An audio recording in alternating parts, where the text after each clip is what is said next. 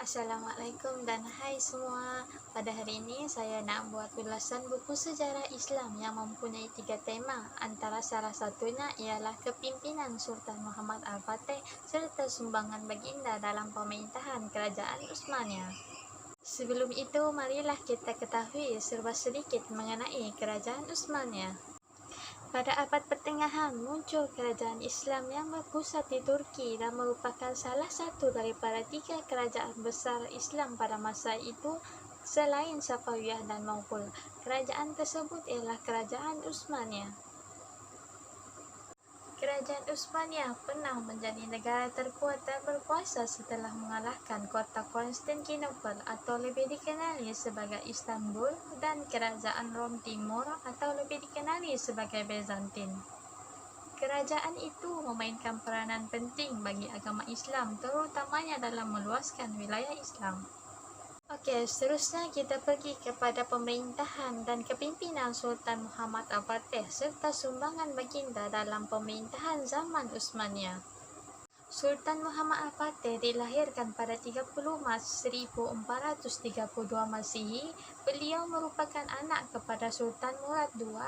Beliau menaiki takhta ketiga berusia 19 tahun dan memerintah selama 30 tahun.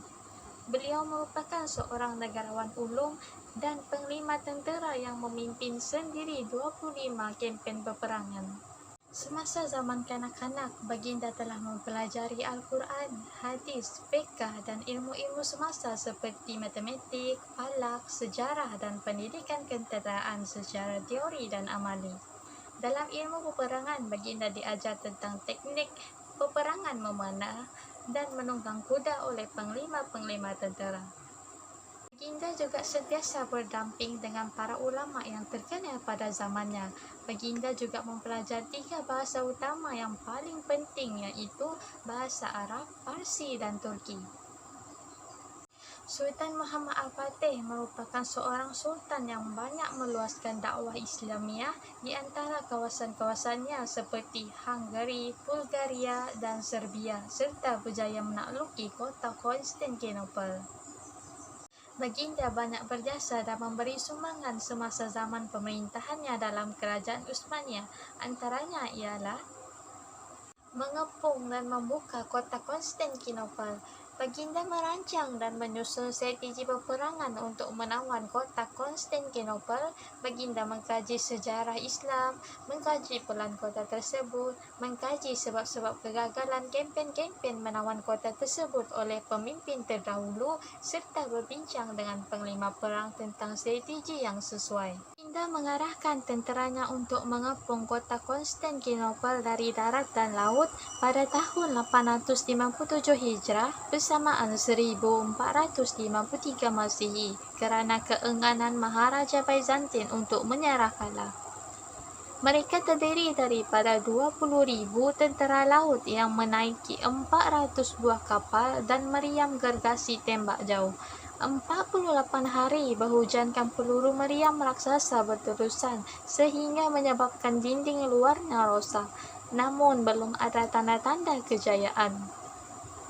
Akhirnya, Sultan Muhammad Al-Fatih menggunakan teknik peperangan yang belum pernah dilakukan oleh tentera sebelum ini, iaitu baginda membawa kapal-kapalnya masuk ke perairan Tanjung Emas, merentasi bukit melalui jalan darat. Baginda membawa para ulama dan pakar motivasi bersama-sama ke medan perang serta mengarahkan azan dan solat berjemaah sebelum memulakan peperangan.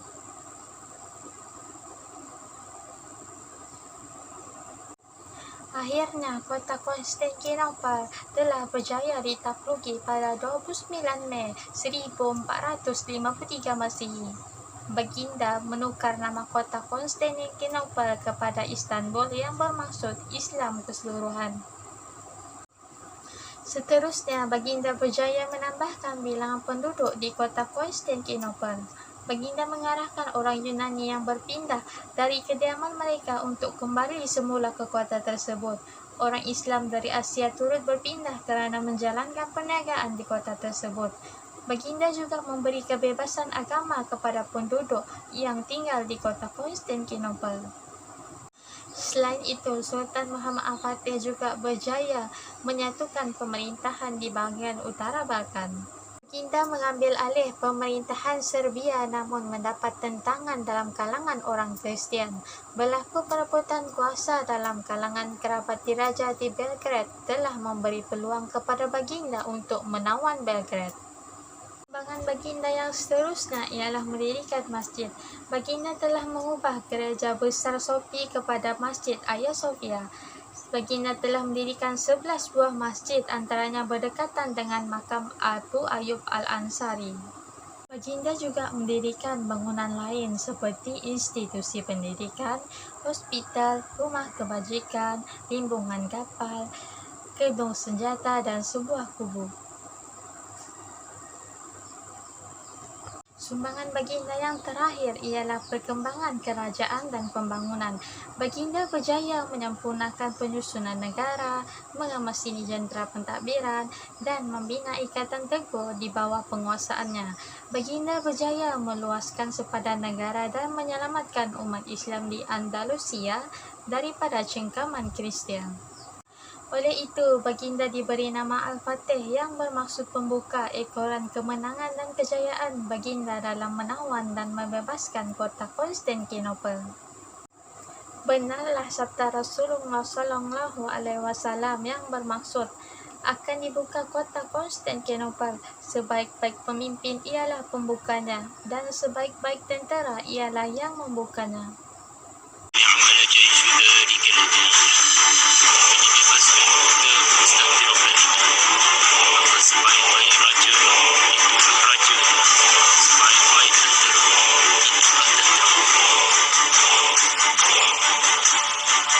Sekian itu sahaja ulasan buku sejarah Islam saya berkaitan kepimpinan Sultan Muhammad Al-Fatih serta sumbangan Baginda dalam pemerintahan Kerajaan Utsmaniyah.